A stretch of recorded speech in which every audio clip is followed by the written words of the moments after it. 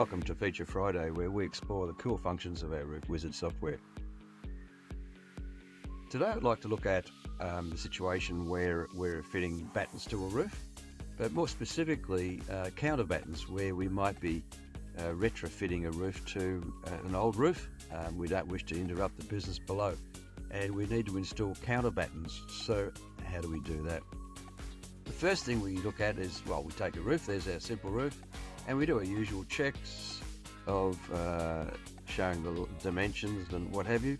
And once we're happy with all of that, we go to cover, flashings, and we select the batten types we need for the batten 1 and batten 2.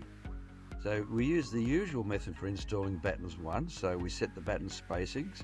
The battens can be spaced evenly or a fixed spacing.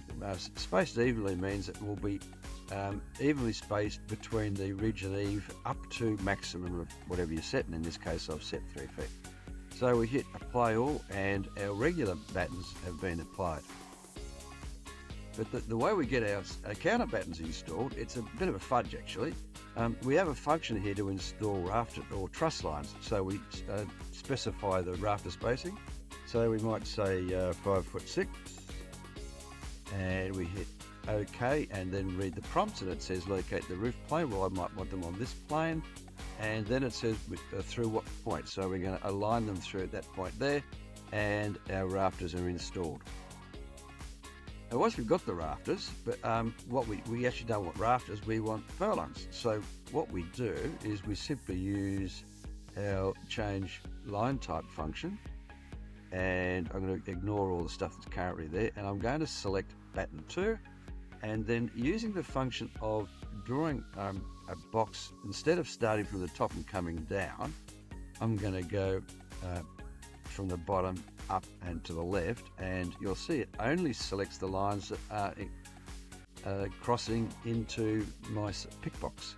So then hit OK and select what line type it is, and it's batten 2, and we hit OK, and there we have batten 1 and batten 2. So let's just check that that's the case. So we have batten 1, zoom in a bit, and batten 2. The number in brackets is indicating the story number, so it uses the correct pay rate for the installation of those parts.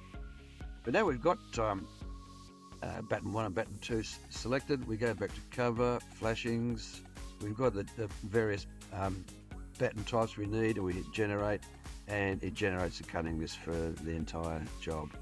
So pretty straightforward actually, and I've got regular battens and counter battens applied to our job, and they will be costed in the normal way, and I can go ahead and do all the other stuff I need to do for this roof.